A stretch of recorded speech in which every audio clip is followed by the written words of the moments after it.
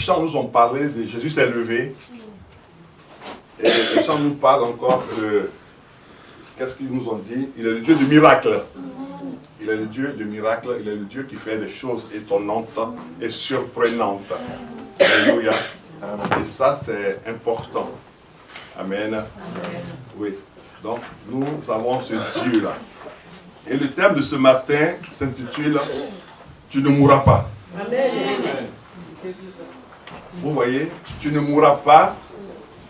Et dans ta famille aussi, dans tes enfants, dans tes proches, personne ne mourra. Amen. Vous voyez, donc cette parole est une prophétie pour quelqu'un ce matin. Amen. Oui, c'est une prophétie pour quelqu'un ce matin. Parce que c'est ce matin que ça finit d'être écrit. C'est ce matin. Parce que hier, on était avec le groupe de la jeunesse, et je laisserai tout à l'heure après ma fille Mireille donner le compte rendu de ce que nous avons vécu là-bas. Bien Salomon, comme il était là depuis le commencement, il va parler aujourd'hui. On va lui laisser la place pour parler. Voilà. On espère que vous allez entendre ce qu'il va dire. Alléluia. Mais on a passé un bon moment. Voilà. Oui. Et Dieu nous a fait grâce de beaucoup de choses hier. Alléluia. Oui. Mais le message de ce matin s'intitule « Tu ne mourras pas ». Rien dans ta maison aussi ne mourra. Amen. Rien dans ta maison ne sera perdu. Amen. Vous savez, il y a des messages que quand tu entends, ça révèle quelque chose en toi. Et il y a des messages que quand tu n'entends pas, ça a été quelque chose en toi. Et ça, c'est fort. Il faut des messages pour révéler quelque chose en toi. Des messages pour te faire changer ta façon de voir et ta façon de croire. Ta façon de voir et ta façon de croire. Oui. Les messages doivent t'amener dans une autre dimension, dans ta façon de voir et ta façon de croire. Croire, c'est t'appuyer sur Dieu. Avoir l'assurance sur Dieu. Alléluia. Ce n'est pas avoir l'assurance sur les dons, mais sur Dieu lui-même. Parce qu'il est le Dieu de miracles. Alléluia. Il est le Dieu qui produit le miracle. Il est le Dieu qui est une machine, une usine à miracles. Il est le Dieu qui est le producteur, il est l'auteur des miracles. Amen. Les gens cherchent des plantations, mais Dieu est la plantation par excellence du miracle. Quand Dieu se déplace, le miracle est en marche. Quand Dieu se déplace, le miracle ne tarde pas à arriver. Quand Dieu parle, le miracle se met en place. Quand Dieu ouvre sa bouche proclame le seul mot que Dieu sort est un mot de miracle. Oui, c'est ça la parole de Dieu. Une parole de miracle. C'est pour ça que Dieu a donné la prophétie parfaite, qui est sa parole, une parole de miracle. Et je voudrais lire ce passage. Beaucoup parmi vous certainement ont prié. La parole dit ceci. En ce temps-là, Ézéchias fut malade à la mort. Le prophète Ésaïe, fils d'Amos, vint auprès de lui et lui dit, ainsi parle l'Éternel, donne des ordres à ta maison, car tu vas mourir et tu ne vivras plus. Mais si quelqu'un meurt là, est-ce qu'il va vivre encore? Non. Mais il lui dit, tu vas mourir et tu ne vivras plus. C'est le prophète qui est en train de parler. Ézéchias tourna son visage contre le mur et il fit cette prière à l'Éternel. Ô Éternel, souviens-toi que j'ai marché devant ta face avec fidélité et intégrité de cœur. Et j'ai fait ce qui est bien à tes yeux. Et Ézéchias répandit d'abondantes larmes. Puis la parole de l'Éternel fut adressée à Ésaïe en ces mots. Va et dis à Ézéchias, ainsi parle l'Éternel. Regardez, il va préciser quelque chose maintenant. Ainsi parle l'Éternel. Le Dieu de qui? De David. Ça veut dire que j'ai une alliance avec David. Et tu es dans l'alliance que j'ai avec David. Donc, ce qui veut dire que Dieu veut te donner une information ce matin. Ainsi parle le Dieu avec qui toi tu as une alliance. Et à cause de l'alliance que tu as avec Dieu, Dieu maintenant interviendra dans ta famille. Amen. Souvent on crie, on pleure. Non. Dieu est le Dieu de l'alliance. Il a fait une alliance avec David. Alors que ce n'est pas David qui est le premier roi en Israël. C'est Saül. Mais avec David, Dieu a fait une alliance. C'est pour cela que nous qui sommes parents, on doit chercher toujours à faire une alliance avec Dieu. Parce que nos enfants et nos petits-enfants en profiteront. Ils peuvent être tout, ils peuvent faire tout ce qui est mauvais. Mais à cause de l'alliance que nous avons avec Dieu, il se souviendra d'eux. Il se souviendra. Dieu dit, ainsi parle l'Éternel, le Dieu de David. Mais qui est David? Ton père. Est-ce que Ézéchias sort du ventre de David maintenant? Non. Le fils de David, c'était Salomon. Mais il sort de la lignée de David. Vous voyez. Le sang de David coule dans les veines d'Ézéchias.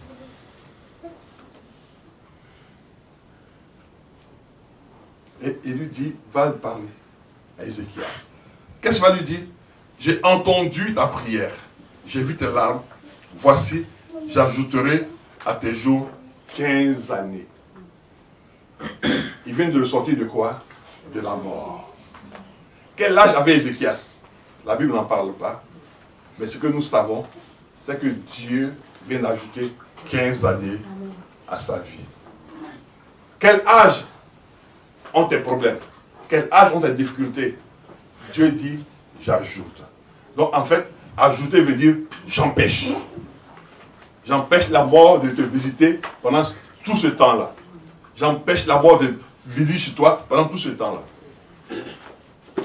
Mais en ce temps, Jésus n'était pas encore arrivé. Mais nous, on a Jésus maintenant. Alors imaginez ce que Jésus ne fera pas dans nos vies. Alléluia. Donc dis à ton voisin, tu ne mourras pas. Tu ne mourras pas.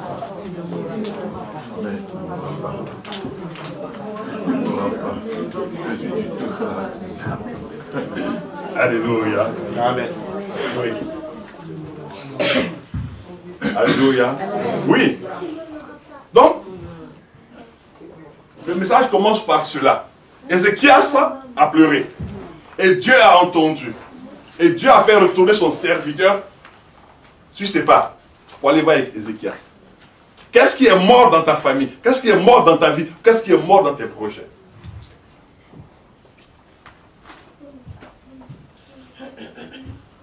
Allons dans la parole de Dieu, s'il vous plaît.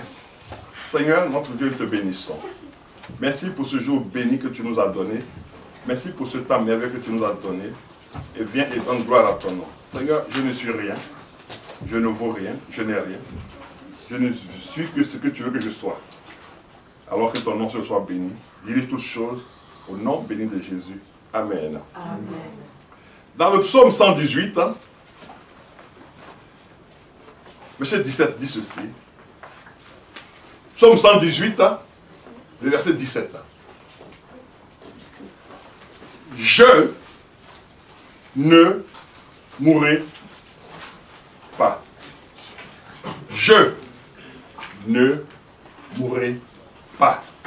Pourquoi? Parce que je vivrai. Mais pour quelle raison je vais vivre? Pour raconter les œuvres de l'Éternel. Alléluia. Peu importe ce qui peut m'agresser, mais j'informe ce qui m'agresse que je ne mourrai pas. Je sais que la fin de tous les hommes, c'est la mort. Mais en ce moment-là, ce n'est pas mon temps.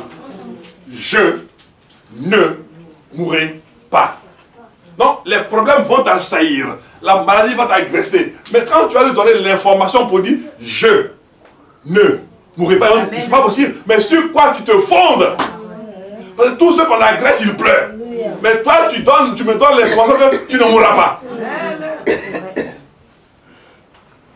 Vous voyez, là, ça parle de la mort. Mais aussi, tu vas parler à l'échec, à la peur. Pour dire non, mais je n'aurai plus peur de toi. Je n'aurai plus peur de toi, échec. Parce que tu n'es pas mon partage. Tu n'es pas mon héritage.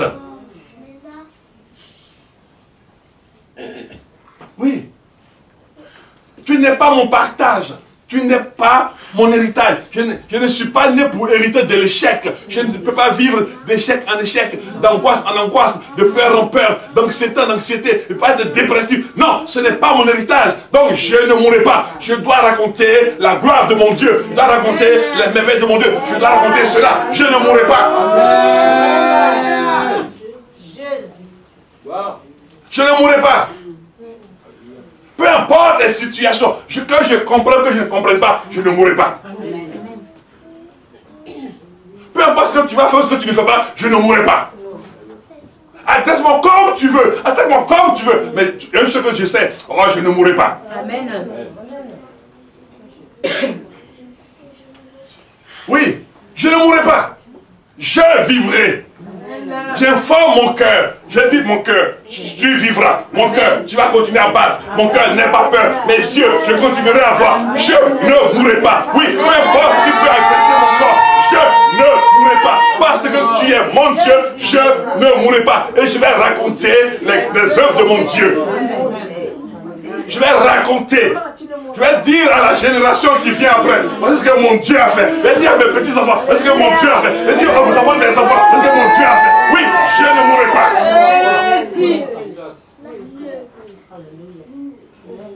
Non. N'ayons pas peur quand une maladie frappe à la porte. Laisse-la venir, tu veux chercher quoi? Moi? Non, je ne mourrai pas. Au revoir. À la prochaine. Mais c'est pas possible. Mais moi, ma moyenne de venir t'agresser. Et puis là, tu me dis que je ne vais pas mourir. Il dit non. Mais va t'assurer que tu es venu me visiter, que je ne mourrai pas. Amen. Il t'a pas donné la bonne adresse. Hein? Parce que moi, mon adresse, le propriétaire de la maison s'appelle Jésus. Amen. Ah, mais on ne m'avait pas donné l'information qu'il s'appelait Jésus. On m'avait donné ton nom. Non, tu dis non, que tu ne sais pas là. Moi, tu sais que maintenant, je ne suis plus en moi, je suis en Christ. Amen. Donc, je suis en Christ qui est en Dieu. Amen. Ah, donc toi, tu es en Christ, et puis Christ est en Dieu. Ah ben donc, si Christ est en Dieu, c'est pas la peine de moi de sortir. Alors. Parce que Dieu, c'est le Père. Alors donc, dans ce cas, je ne mourrai pas. Les médecins peuvent dire ce qu'ils veulent dire. Les médecins donnent un diagnostic. Mais Dieu est le Créateur. Amen. Les médecins peuvent penser ce qu'ils pensent. Mais Dieu est l'auteur. Il n'y a que l'auteur qui sait comment et pourquoi il a écrit un livre. Amen. Ceux qui vont faire les corrections sont les correcteurs. Mais celui-là qui a commencé à faire la première lettre pour faire son livre, il sait dans quelle pensée il a fait son livre. Donc Dieu qui est l'auteur de ta vie, qui est l'auteur de ta création, qui est l'auteur de ta formation, qui est l'auteur de ta naissance, il sait en quoi il t'a créé, pourquoi il t'a créé, et ce pourquoi il t'a créé n'a pas encore été accompli. Tu ne peux pas partir avant ton temps. Donc tu ne mourras pas, tu vivras pour raconter les œuvres de ce Dieu-là qu'il a préparé afin que tu les accomplisses. Il a préparé cela pour que tu accomplisses cela. Oui, Dieu dit, tu ne mourras pas. Tu vivras et tu raconteras les œuvres de ton Dieu. Car les œuvres de ton Dieu qu'il a préparées, elles sont grandes. Et tu vivras et tu les raconteras à la génération suivante. Aujourd'hui, il y a toutes sortes de pathologies, toutes sortes de maladies, toutes sortes d'agressions. Et même les chrétiens ont peur.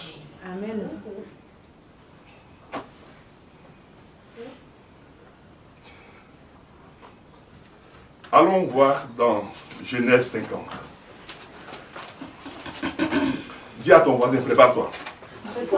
On va décoller. Amen.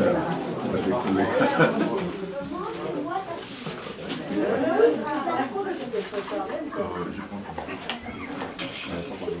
Prépare-toi, on va décoller. Je vais saluer tous ceux qui nous suivent par les réseaux sociaux. Et bénis chacun d'entre vous. Mais je veux dire à chaque personne qui nous suit, tu ne mourras pas. Amen. Et 10 personnes dans ta famille ne mourront cette année 2020. Amen. Parce que tu dois raconter ce que Dieu est, ce que Dieu fait. Même si tu as un parent qui est malade, va lui dire à l'hôpital, il a été dit que tu ne mourras pas, que tu sortiras pour témoigner que Jésus est véritablement Seigneur. Et il est assis à la droite de Dieu le Père. Oui.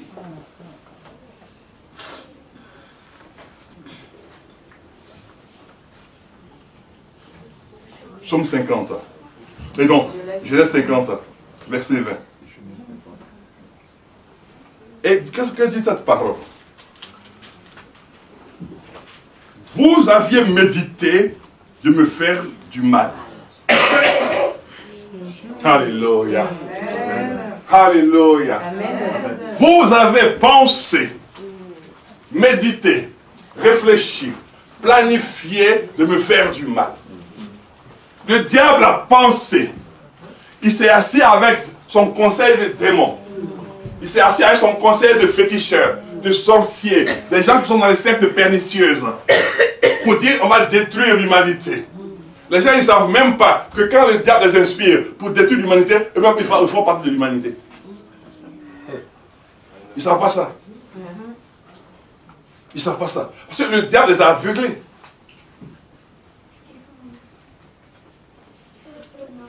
Je me souviens, il y a longtemps, un homme avait écrit un bouquin. Comment réussir son suicide.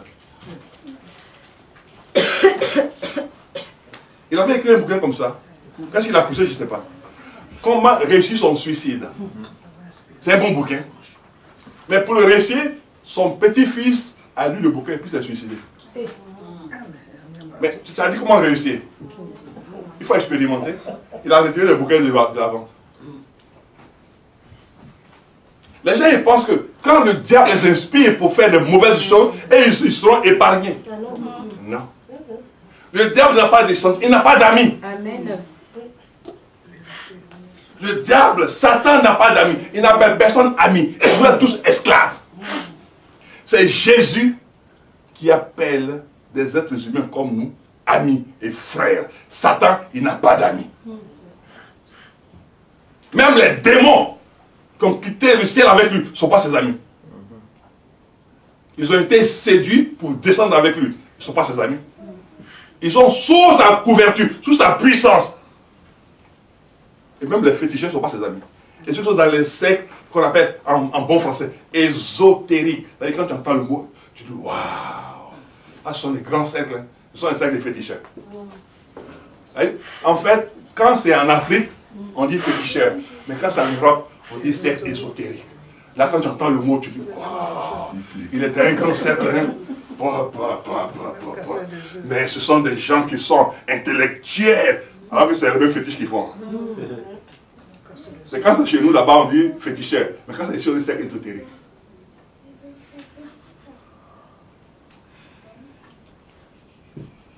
Donc, un féticheur africain, un féticheur blanc, c'est un féticheur. Ils ont les deux pour mettre le diable. Mais quand tu vas voir les bouquets, on dit non, mais je fais partie d'un cercle ésotérique. On dit, ah, mais comment? Mais c'est un intellectuel. Mais il réfléchit. Mais le féticheur aussi il réfléchit. Hein. Le marabout aussi réfléchit. Mais ils sont les deux et ils ont le même patron. Mais il dit ici, vous aviez médité de me faire du mal. Le diable a préparé de te faire du mal, a prévu de te faire du mal. Et il a préparé même le cœur des gens pour te faire du mal. Il a préparé même, il peut préparer même tes propres amis. Il met en eux la haine contre ta personne. Il peut préparer même ta propre famille. Il met dans ta famille la haine contre ta personne. Mais c'est sans raison. Mais puisqu'ils sont là pour te regarder, pour voir que, mais pourquoi celle-là elle évolue, pourquoi celle-là elle brille, donc le diable, pendant qu'ils sont en train de dire, mais pourquoi le diable met en eux, voici comment vous avez fait pour la détruire, comment vous avez fait pour le nuire. Pourquoi ce sont ces enfants qui avancent, pourquoi ce sont ces enfants qui ont ceci, pourquoi ce sont ces enfants qui font comme ça. Donc, il faut la détruire, il faut les détruire. Et la parole nous dit, vous aviez médité de me faire du mal, mais il y a quelqu'un qui a vu le mal que vous aviez médité de me faire. Il y a quelqu'un, il n'était pas dans votre conseil, mais il savait vos pensées. Il savait vos intentions. Il savait vos projets. Il savait vos ambitions néfastes et ténébreuses. Il le savait. Et comme quand vous avez projeté cela, pendant que vous le projetiez, lui, en même temps, il a fait quoi? Dieu l'a changé en bien. C'est-à-dire que pendant que la flèche de ta décision arrivait, Dieu change tout en même temps en bien. Et il dit, mais c'est pas possible. On a voulu lui nuire et il en sorte qu'elle devient meilleure. Qu'est-ce qui se passe? On a voulu lui nuire. On a voulu lui nuire. Ça, c'était Joseph qui parlait à ses frères. C'est-à-dire que quand ses frères ont prévu, en fait, ils n'ont pas pensé que Joseph vivrait après. Ils ont dit, on va lui nuire. On va lui nuire, on va le détruire. Et il n'existera plus, il ne vivra plus. Peut-être que toi, le médecin a dit que la maladie qui t'agresse, on ne peut pas la guérir. On ne peut rien faire. Parce que là maintenant, elle va aller à sa sanctuaire. Elle va aller, ton corps va se dégrader. Mais je viens t'informer, au nom du Dieu qui est béni éternellement, au nom du Dieu dont le nom est au-dessus de tous les noms, dont le nom est Jésus-Christ, que pendant qu'on te dit que la chose ne va pas être rétablie, je t'informe que Jésus-Christ est venu sur la terre pour guérir. Il est venu pour guérir. Et son nom guérit, et son sang guérit, et sa parole guérit. Alors maintenant que la maladie est en train de t'agresser, je vais t'informer que pendant que la maladie se projette vers toi, la puissance de la guérison en même temps l'accompagne pour rétablir ton corps, pour rétablir ta vie, pour tout rétablir en toi. Parce qu'il est le Dieu qui guérit. Amen. Il est le Dieu qui guérit. Il est le Dieu qui guérit. Vous avez médité du mal.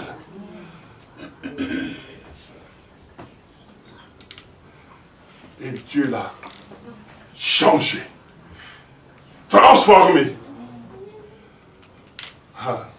Ça fait mal, hein? Quand toi tu as prévu du mal pour quelqu'un, et puis tu vois que la personne, toi tu appelles, souvent il y a des coups de fil qui viennent pour vérifier si le mal qu'on t'a lancé là, tu as reçu ça. On t'appelle. Allô? Hey, maman Albertine, Bonnie. Et puis tu dis, ah, madame.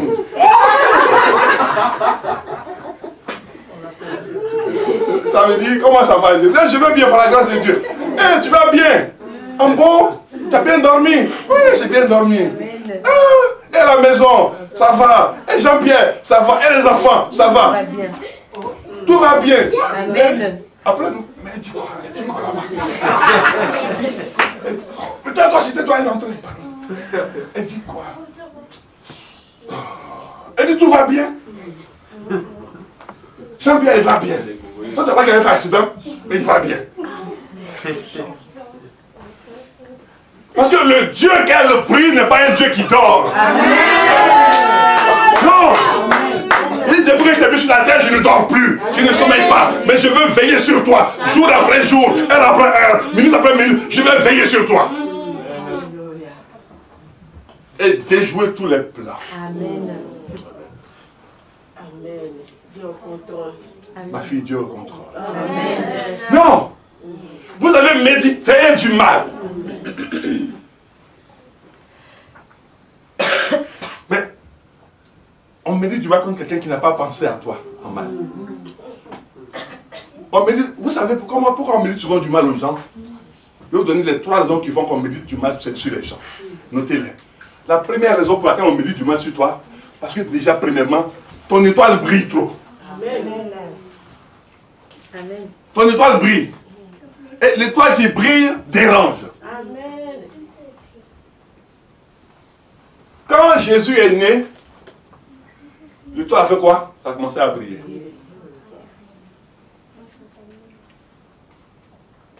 Quand Jésus est né, avant sa naissance, il y avait beaucoup d'étoiles. Avant même le jour qu'il nous naisse là, il y avait des étoiles, la veille de sa naissance, il y avait des étoiles. Mais aucune ne brillait. Mais il y avait des étoiles. Il y a eu le soleil la veille de sa naissance. Il y a eu des étoiles. La nuit qui est la veille de sa naissance, il y a eu des étoiles.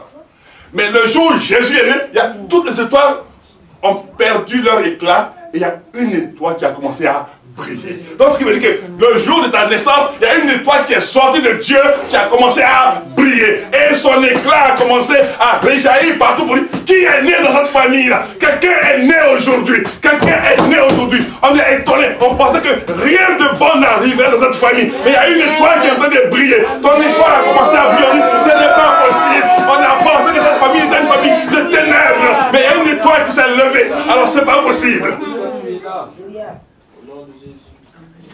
Une étoile a commencé à briller.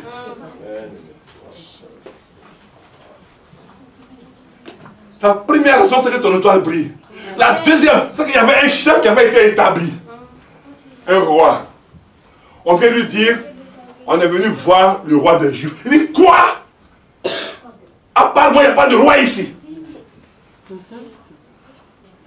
Dans nos familles, il y a des personnes qui s'arrogent le droit de gérer tout le monde. Une fois que ton étoile a commencé à briller et qu'on dit, il y a la personne que Dieu a établie est arrivée. Non, non, non, non, non, non, non, non, elle ne doit pas vivre. Non, c'est pas possible. Non, c'est pas possible. On doit la détruire. On doit... Alléluia. Mon Dieu est bon. Il est puissant. Mon Dieu est bon. Il est puissant. Oh, mon Dieu est bon. Il est puissant. Mon Dieu est bon.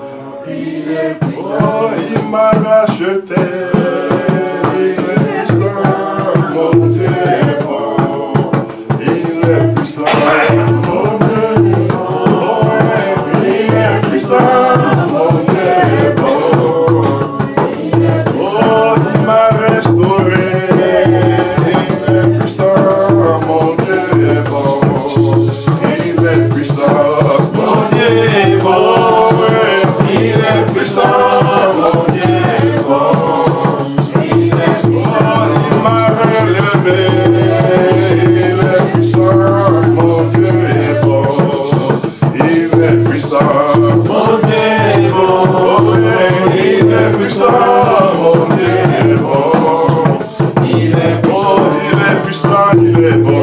Il est puissant. Il est bon. Il est bon. Il est puissant. Il est bon. Il est bon. Il est puissant. Il est bon. Il est bon. Il est puissant. Il est bon. Il est bon. Il est puissant. Il est bon. Il m'a relevé. Il est bon. Il est puissant. Il est bon. Il m'a restauré. Il est bon. Il est puissant. Il est bon. Il m'a rétabli. Il est bon. Il est puissant. Il est bon. Oui. On dit non, mais c'est pas possible. On va la détruire. Donc, deuxièmement, il y a un chef qui est établi sur la famille. Pour lui, personne ne doit réussir si ce n'est lui seul qui doit gérer tout le monde.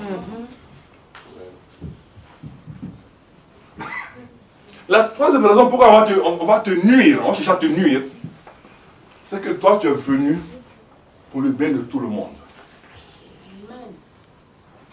Et on ne veut pas que tu fasses du bien à tout le monde.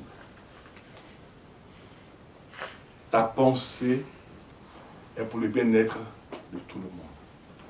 Et quelqu'un qui pense à tout le monde, on veut lui nuire. Alors que c'est ça le cœur de Dieu. Dieu met dans chaque famille quelqu'un et il met dans le cœur de cette personne-là d'aider sa famille.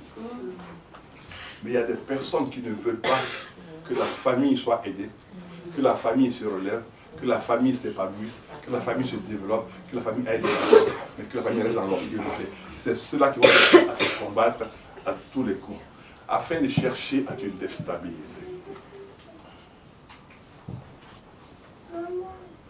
Vous voyez les trois raisons qui fondent pourquoi ta vie a des problèmes.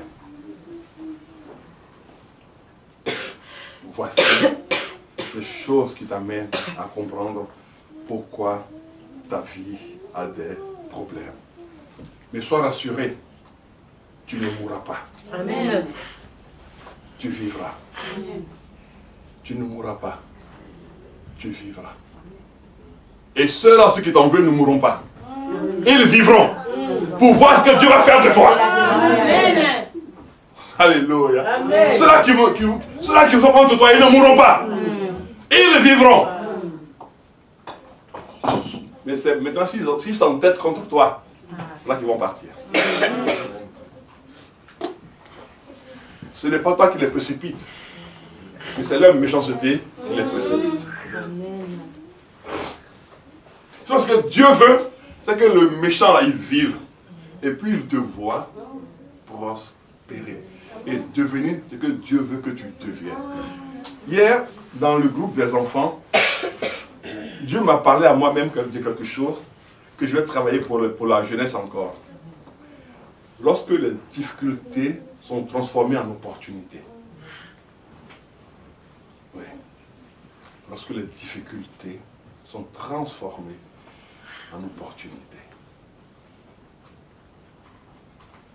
Sur la route, toute la route, c'est ce que Dieu est en train de nous faire comprendre. Donc, Dieu ne veut pas que ces gens la meurent. Il veut qu'ils vivent. Et que de leur vivant, ils le voient. Ceux qui ont vendu Joseph ne sont pas morts. Aucun n'est mort parmi eux. Ils étaient tous vivants. Ceux qui en veulent à ta famille, aucun ne mourra. Ils seront vivants. Ceux qui jettent tes enfants dans la rue partout, ils ne vont pas mourir, ils seront vivants. Et puis je te donne la photo de ton enfant en train de prêcher. Tu dis, ah, voici mon fils, il est devenu pasteur maintenant. Eh, c'est pas vrai. Ah, c'est le petit là. Oui, mais le petit a grandi. On ne reste pas petit.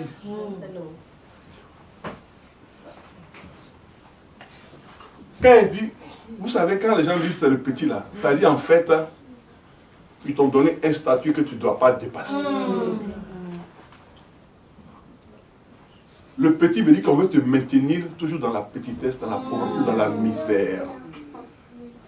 N'acceptez plus le mot petit. Non, non, non. N'acceptez pas.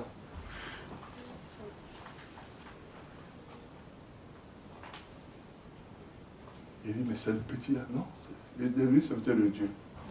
Ah, maintenant il travaille, il est marié. Hein? Dans ce cas, il dit, mais tout ce qu'on a fait, on a échoué avant. C'est vrai ça, il a été en prison. Non, il n'habite plus la prison. Maintenant, il a sa maison, il a sa femme, il a ses enfants. Hein? Il a son travail, il achète sa voiture, il achète même sa maison. Ah bon? Tu lui fermes ta bouche, tu as la mouche à rentrer dedans. Oui. Vous voyez. Les frères de Joseph ne sont pas morts. Ils l'ont vendu. Mais il y a une chose qu'ils n'ont pas pu vendre. C'est Dieu qui est avec lui. Amen. Il y a une chose qu'on ne peut pas vendre de ta vie. C'est le Dieu en qui tu crois. Amen. Il y a une chose qu'on ne peut pas retirer de ta vie. C'est le Dieu en qui tu crois. Il y a une chose qu'on ne peut pas cacher dans ta vie. Le Dieu en qui tu crois. Alors tu ne mourras pas. Amen. Tu ne mourras pas. Quand les situations difficiles arrivent, voici ce que la Bible te conseille. Allons dans Ecclésiaste. Quand quelque chose de difficile arrive, voici ce que tu dois faire. Ecclésiaste 7.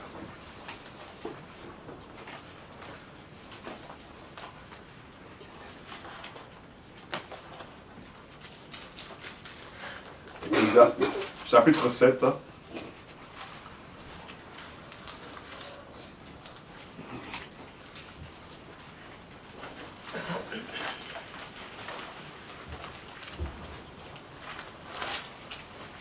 La deuxième phrase. Au jour du malheur, réfléchis.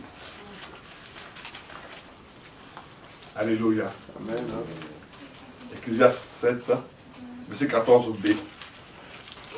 Et au jour du malheur, réfléchis. Vous voyez? Donc ta réflexion va te pousser à quoi? À la prière. Amen. Pas aux pleurs. ta réflexion va te pousser à la prière. Pas aux lamentations. Ta réflexion va te pousser à la foi. Pas aux pleurs. Au jour du malheur, au jour de difficultés, réfléchis. Assieds-toi, réfléchis.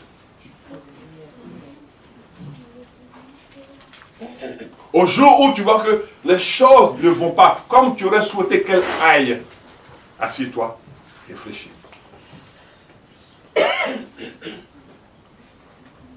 Réfléchis. Mais un autre conseil que je vais te donner là, maintenant. Ne prends pas tes difficultés, tes problèmes, pour les mettre sur la chaîne qui passe les informations en boucle. C'est-à-dire, si quelqu'un t'appelle, tu dis, hey, vraiment je souffre, j'ai ça, mais ça va s'augmenter. Nous avons un lieu de culte. Si tu vois que ça ne va pas, demande la clé à maman, au frère Guy, à qui que ce soit, viens ici. Ici, là, tu as le droit de pleurer. Quand tu as fini de pleurer ici, là, quand tu sors, tu nettoies bien tes yeux. Puis tu te maquilles bien, tu fais bien ton portable. Quand tu sors, quand tu dis, ah, comment ça va? Tu dis, je vais très bien. Tu dis, c'est pas possible. Tu dis oui. Tu as fini. Avant que tu n'arrives chez toi, Dieu te donne la réponse à même. Amen. Oui. Le Dieu, il est là pour que chaque personne vienne s'asseoir ici. Si vous venez vous tous, chacun s'assoit dans son coin, tu parles à ton Dieu. Dieu va vous écouter chacun. Mais quand tu es chez toi, tu es assis là-bas, quand quelqu'un vient te voir, maman Flore, comment ça va? Vraiment, les enfants vont me tuer.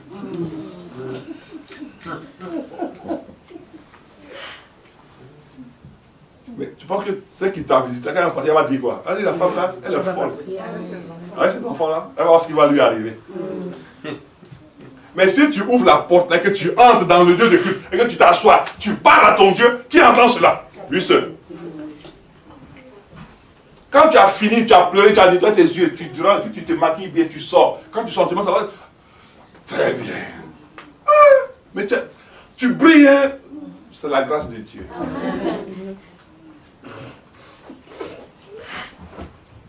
Mieux vaut faire envie que pitié. Parce que comme ça ne va pas chez toi, là, en même temps tu mets ta camisole, et puis Brigitte là comme ça, puis il y a un soutien qui soit comme ça. C'est quoi ça? Oh la pauvre. Elle a des problèmes avec ses enfants. Oh là là. Et puis elle dit, elle va à l'église quand même. Mais elle fait quoi à l'église là-bas? Je sais que ça fait comme moi, ne va plus, il faut boire ta bière. Tu bois ton vin, tu bois ta bière, et puis tu noies tes soucis. Mais qui a dit qu'on peut noyer même les soucis? Qui a dit qu'on peut noyer les soucis? Vous avez oublié? Les soucis, ils savent nager. Parce que quand tu as fini de boire, tu as fini de boire, oh, ils font surface et ils reviennent encore. 2 jours après, les soucis, ils reviennent. Mais c'est où? Tu penses que tu devrais noyer? Ils ne sont pas noyés, ils sont là. Là, tu as 2 soucis maintenant. Tu as le premier souci, et puis tu as l'alcool qui est là. Maintenant, il faut payer pour boire encore, pour noyer. Au jour du malheur, assieds-toi, réfléchis. Assieds-toi, et puis pose-toi les bonnes questions. Seigneur, comment je dois prier? Seigneur, qu'est-ce que je dois faire? Seigneur, donne-moi une parole. Seigneur. C'est là que tu pourras dire, oh Seigneur, mon âme est tranquille auprès de toi, car tu es pour moi une citadelle, et jamais, mon Dieu, je ne serai humilié, car mon salut vient de toi, oh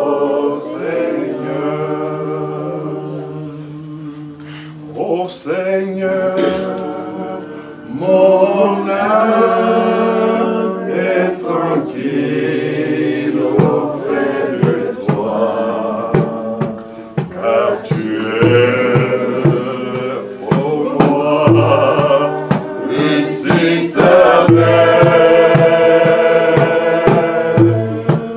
Pour jamais, mon Dieu, je me serai humilié, car mon salut vient de toi, ô Seigneur.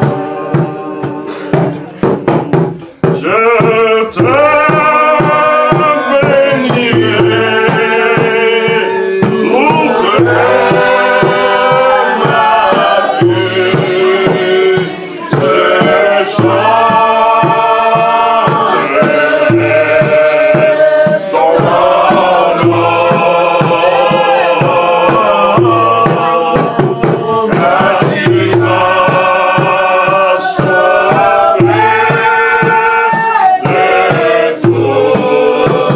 sauvé de tous mes ennemis.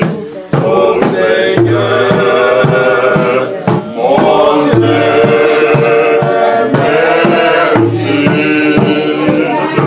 Je bénirai, je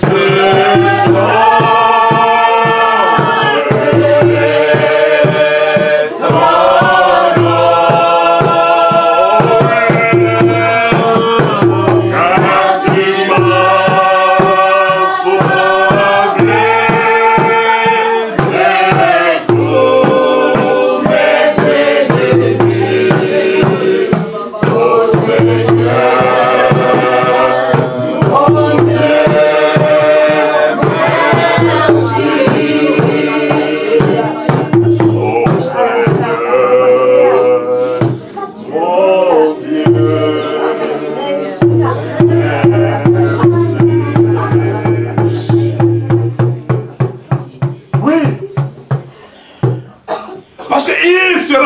tout combattre pour toi.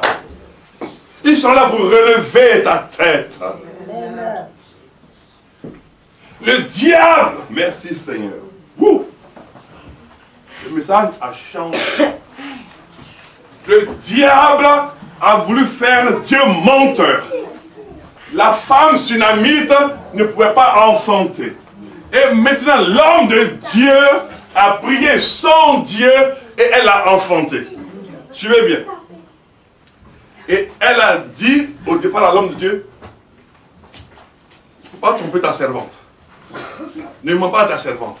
Ne me donne pas un enfant, il va faire 2 jours, puis il va mourir. Ne me donne pas un enfant, puis il va faire 3 jours, puis il va mourir. Non, il ne faut pas me faire souffrir. Je suis habitué à ma détresse. Je me suis familiarisé, j'ai cousu un habit de tristesse, je porte ma chose, je ne veux pas que tu me fatigues.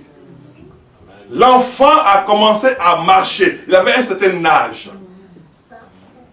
Et c'était l'âge maintenant où la mère doit avoir la joie de son enfant. Le père doit avoir la joie de son enfant. L'enfant tombe malade. En un instant, l'enfant meurt. Et cette femme devait dire à l'homme de Dieu, ton Dieu n'est pas un bon Dieu. Pourquoi me faire souffrir autant? Qu'est-ce que j'ai fait à ton Dieu? Pourquoi je souffre autant?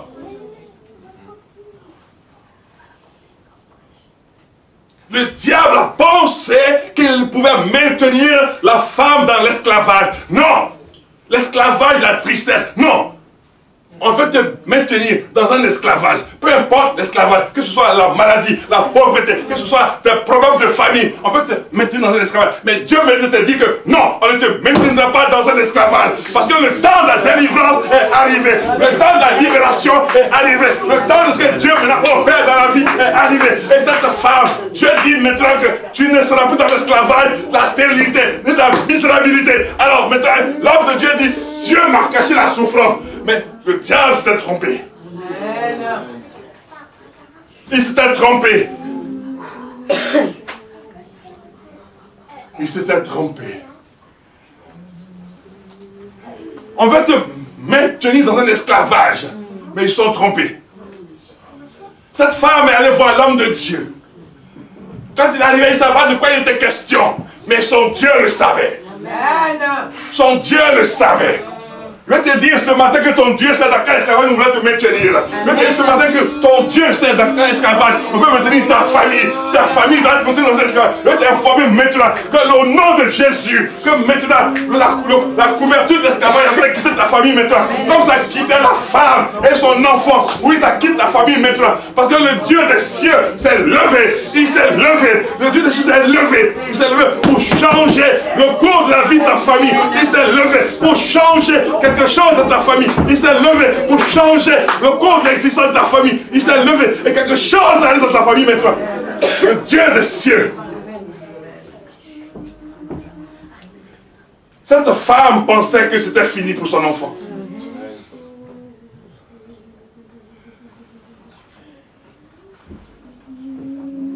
Elle pensait que c'était fini pour son enfant.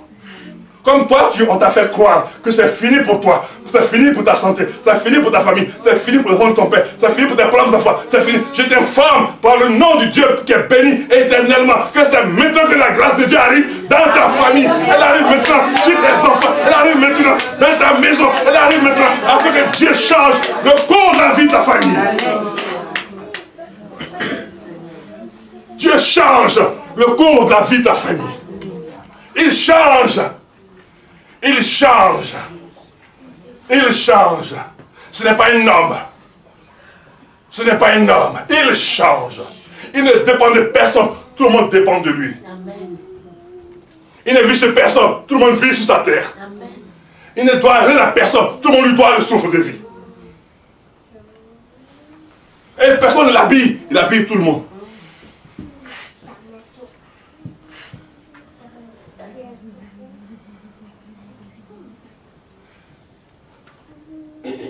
Dieu change le cours de ta vie.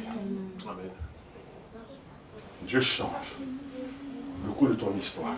Et cette femme, quand l'homme de Dieu est arrivé, il dit, mais regardez, qu'est-ce qui s'est passé avant? Vous savez, qu'est-ce qui s'est passé avant? Avant la naissance de l'enfant, cette femme avait déjà construit un lieu pour l'homme de Dieu. Donc elle avait déjà mis dans sa maison un lieu pour Dieu. Elle ne savait pas que ce lieu allait lui profiter. Quand elle est en train de construire le lieu, elle ne savait pas que le lieu allait lui profiter. Quand tu es en train de faire du bien à quelqu'un, tu ne savais pas que juste ce bien allait te revenir. Quand tu es en train de prier pour quelqu'un, pour sa famille, pour ses enfants, aujourd'hui je t'informe, c'est quand tu as prié pour ces personnes, reviens aujourd'hui dans ta maison, parce que Dieu a décidé que la grâce que tu as déversée dans la vie des autres aussi devient ton partage. Amen. Ne te lasse jamais de prier pour les autres.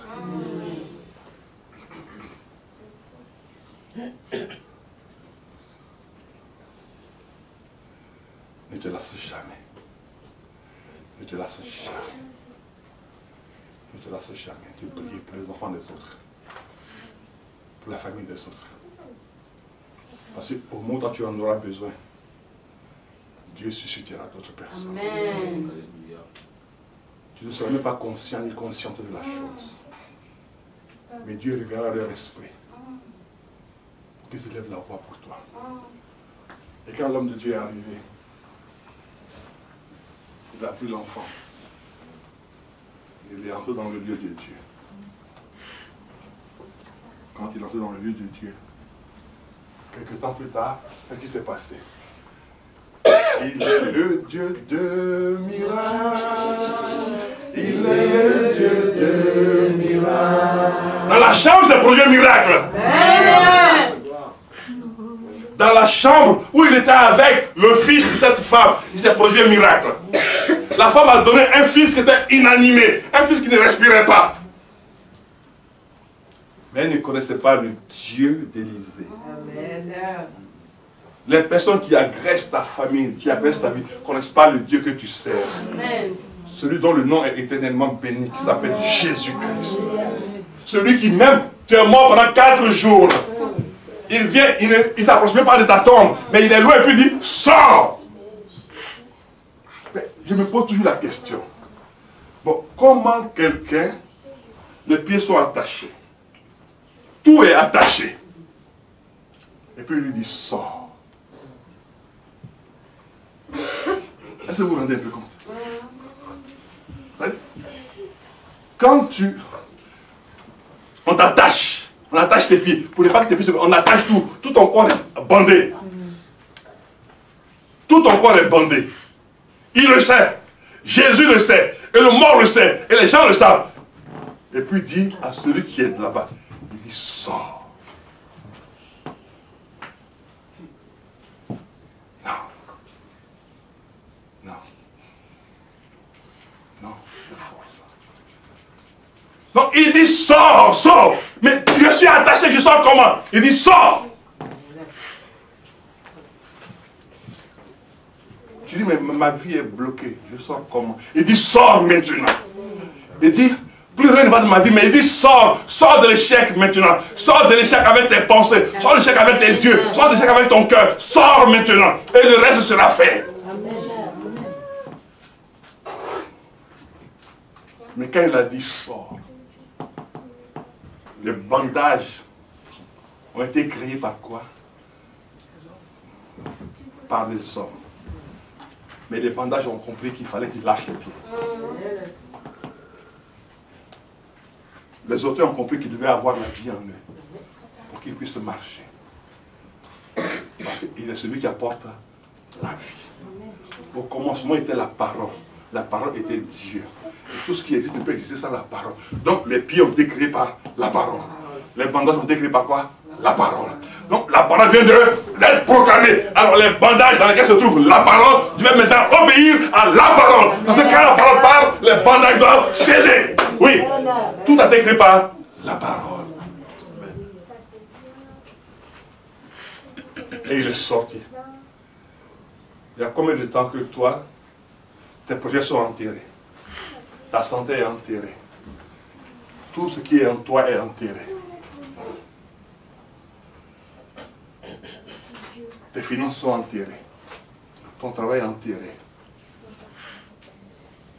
Tes projets s'éteignent jour après jour. Tu as plus de projets, mais tu n'arrives pas à les réaliser. Il y a combien de temps? Alors il dit maintenant sors. Le moment est venu où tu dois sortir maintenant de tout cela, de toutes ces choses infructueuses. Le moment est venu maintenant où tu dois sortir de toutes ces choses d'insuccès, d'infortune. Le moment est venu où tu dois sortir. Le moment est venu parce qu'il dit, tu ne mourras pas, tu vivras. Au jour du malheur, verset 2, non, la deuxième phrase, réfléchis. Et maintenant, le temps est venu pour toi de te relever. Le temps est venu pour toi d'être restauré. Le temps est venu pour toi d'être renouvelé. Le temps est venu pour toi d'être guéri. Amen. Le temps est venu pour toi. Et pourquoi le temps est venu pour toi? Qu'est-ce qu'il nous dit? Allons voir Josué 1, 5.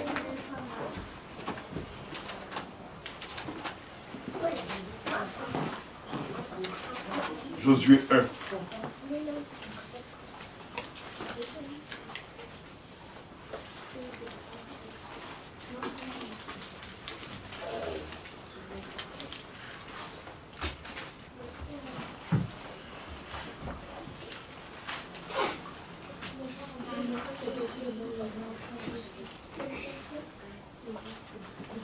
Josué 1, 5.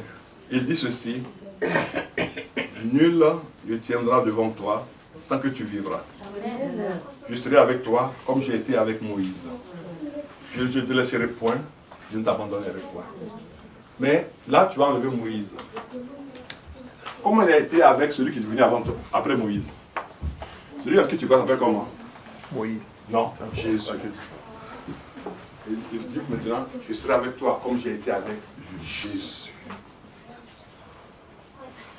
Vous voyez que ça change tout. Parce que nous tous, on vient à la suite de Jésus. Et je serai avec toi comme j'ai été avec Jésus. Donc il vous a dit que c'était une parole prophétique.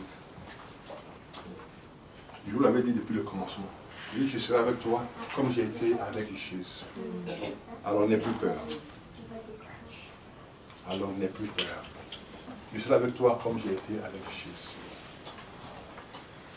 Je serai avec toi comme j'ai été avec Jésus. Je ne te délaisserai point. Je ne t'abandonnerai point. As-tu abandonné Jésus? Non. Pourquoi penses-tu qu'il va t'abandonner? As-tu rejeté Jésus? Non plus. Pourquoi penses-tu qu'il va te rejeter? Il est le Dieu qui a donné sa parole pour l'accomplir. Il est le Dieu qui a donné sa parole pour l'accomplir. Vous savez, il y a des choses qui sont dans la maison de Dieu. Il y a des paroles qui sont dans la maison de Dieu. Chacun avance, évolue, selon la foi qu'il met dans ces paroles-là. Oui. Parce qu'il ne faut pas penser, je dis maintenant aux parents, à nous les parents, il faut qu'on apprenne à nos enfants adultes à prier eux-mêmes sérieusement. Parce que si eux-mêmes ne prient pas sérieusement, c'est eux-mêmes qui regardent leur vie. Ce n'est pas nous. Nous, on peut prier pour que Dieu les protège. Mais on doit leur apprendre eux-mêmes à marcher avec le Seigneur. À un certain âge, on doit leur apprendre à marcher avec le Seigneur. Ils ne doivent pas être des visiteurs d'église.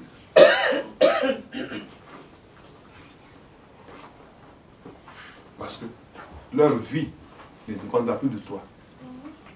Leur vie dépendra de leur foi qu'ils vont mettre dans la parole de Dieu. Toi, ta vie sera de les recadrer avec le Seigneur. Et leur propre marche dépendra de leur propre foi.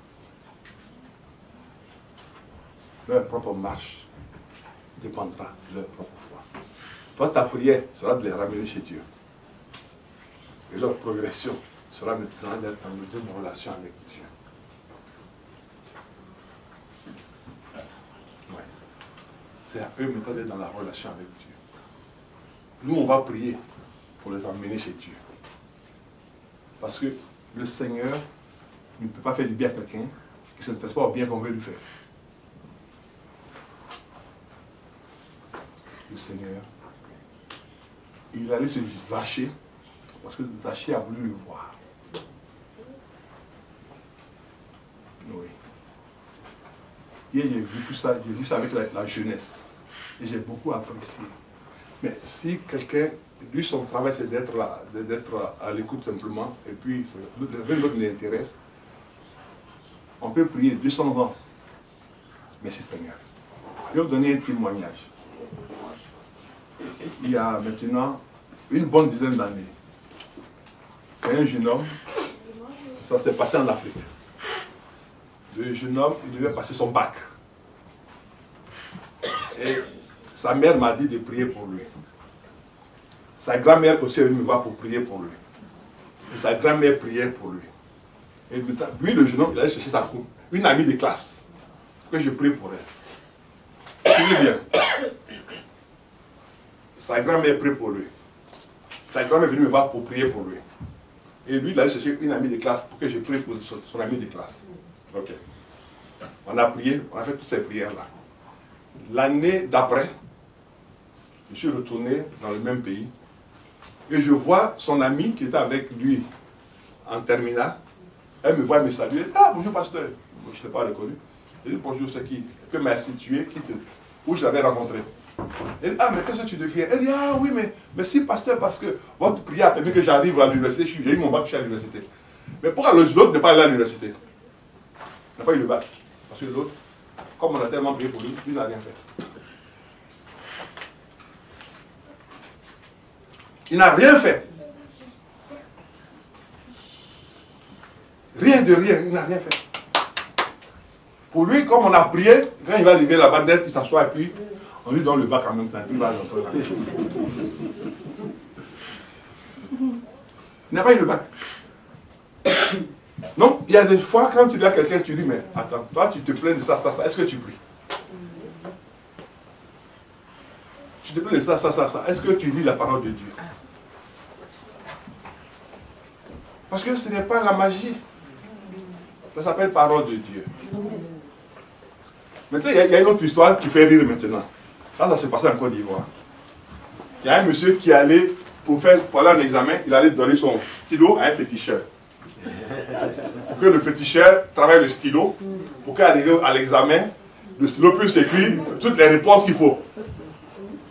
Alors maintenant, il va à l'examen. Arrivé à l'examen, il prend le stylo et puis il dépose ça comme ça. Et puis maintenant, il dit au stylo, il faut écrire. Mais on lui a dit que le stylo va écrire.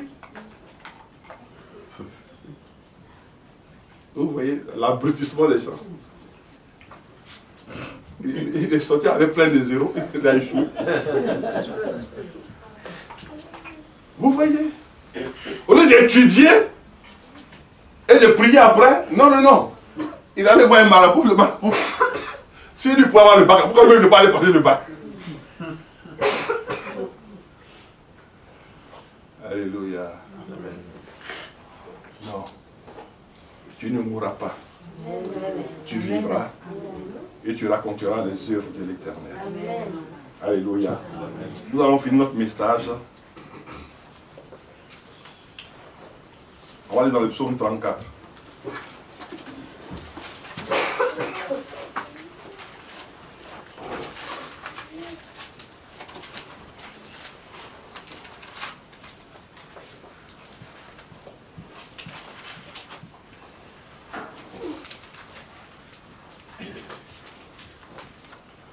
Psaume 34, verset 20.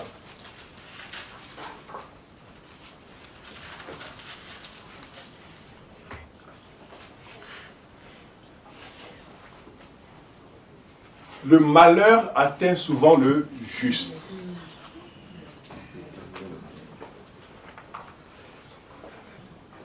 Vous allez remarquer qu'il y a beaucoup de gens qui prient à l'église, hein, mais sont souvent malades. Mais ils vont toujours prier. Ils vont être malades, ils vont continuer à prier. Ils vont être malades, ils vont continuer à prier. Dieu sait ce qu'il fait. Amen. Alors n'arrête pas de prier. Le malheur atteint souvent la personne que Dieu déclare juste. Les problèmes atteignent la personne que Dieu déclare juste. Les difficultés atteignent toujours la personne que Dieu déclare juste. Vous allez voir que c'est ceux-là qui n'ont pas l'argent qui veulent toujours œuvrer pour la maison de Dieu. Mais si j'avais l'argent, j'allais faire ça, j'allais faire ça. Mais c'est eux qui n'ont pas l'argent. Mais c'est eux qui ont le cœur à faire la chose. Et puis Dieu donne pour voir comment ils vont réagir. Quand Dieu donne un peu, il voit comment tu réagis. Oui. Et ceux qui ont suffisamment d'argent, ils ne pensent pas à la chose de Dieu. Vous allez voir dans beaucoup d'églises, sur la surface de la terre, c'est comme ça que les gens réfléchissent. C'est ceux qui n'ont pas beaucoup d'argent qui pensent à la chose de Dieu. Et c'est comme ça que Dieu profite aussi pour les faire prospérer. Parce que quand tu sèmes chez Dieu, tu ne t'appauvris jamais. Jamais. Quand tu sèmes chez Dieu, tu ne t'appauvris jamais. Donc le malheur atteint souvent le juste. Joseph n'avait rien fait, il a été vendu. D'abord, on l'a mis dans la citerne. On ne sait pas qu'est-ce qu'il était dedans. Il y avait de l'eau, il n'y a pas d'eau, on ne sait pas. On le sort de là, on le vend. Premier malheur, on le jette dans la citerne. Deuxième, on le vend.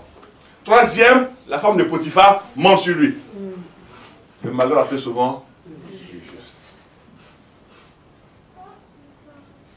Mais quand on lit Genèse, où on parle de Joseph, la Bible dit toujours que l'Éternel était avec lui. Donc tu vois que même dans la maladie, l'Éternel est toujours avec toi. Même dans les difficultés, il est toujours avec toi.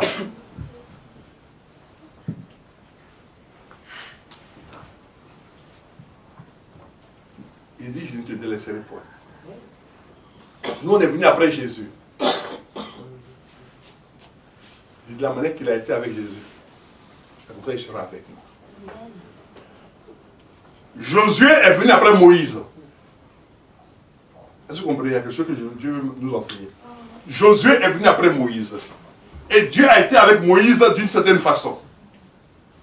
Et Dieu dit à Josué, je suis avec toi comme j'ai été avec Moïse. Mais nous, on est venus après Jésus. Donc Dieu veut nous informer que je serai avec vous comme j'ai été avec Jésus. C'est pour ça que Jésus a dit, les miracles que j'ai faits, vous allez les faire aussi. Vous allez même faire de plus grands, parce que je vais au Père. Donc le Père ne m'a pas abandonné. Alors il ne vous abandonnera pas aussi. Alors sachez une chose, le malheur atteint souvent le juste. Mais l'Éternel en délivre toujours. Donc, quand tu vas sortir d'ici maintenant, redresse-toi. Tu dis, non, donc ça veut dire que je suis dans le plan de Dieu. Amen. Arrête de t'appuyer sur ton sort. Maintenant, pense aux autres. Tu dis, mais cette personne a besoin d'aide. Pense plus pour les autres. Et tu vas voir comment Dieu va changer le cours de ton existence. Amen. Et rends-toi utile pour une seule chose. Parce que tu ne mourras pas. Tu vivras. Et tu raconteras les œuvres de l'Éternel. Alléluia. Amen. Tu raconteras comment Dieu est bon. Tu raconteras comment Dieu t'a accordé sa grâce. Tu raconteras comment Dieu t'a accordé sa faveur. Tu raconteras comment Dieu t'a accordé sa bonté. Tu raconteras comment Dieu a répandu sa bonté sur ta maison. Tu raconteras comment Dieu a répandu. Oh, comme le chant qu'on a dit tout à l'heure, quand je vois la bonté de l'Éternel briller sur ma maison, et tu raconteras comment ta maison brille. Quelles que soient les difficultés, quels que soient les soucis, quels que soient les problèmes, ta maison continuera de briller. Et ta santé aussi continuera de progresser. Et ta santé, oh, t'inquiète pas pour la santé. Mais le malheur atteint toujours le juste, souvent le juste. Mais Dieu va bénir toujours. Et quand le juste pense à sa famille, le malheur atteint sa famille. Mais Dieu bénit toujours sa famille. Amen. C'est toi qui vas prendre pour délivrer ta famille. Il va te prendre, toi-même d'abord pour être délivré, après il délivrera ta famille. Et ta famille dira, cette personne qui est dans la famille, c'est grâce à ses prières que Dieu a changé le cours de notre famille. Que Dieu bénisse chacun d'entre vous. Au nom de Jésus. Amen.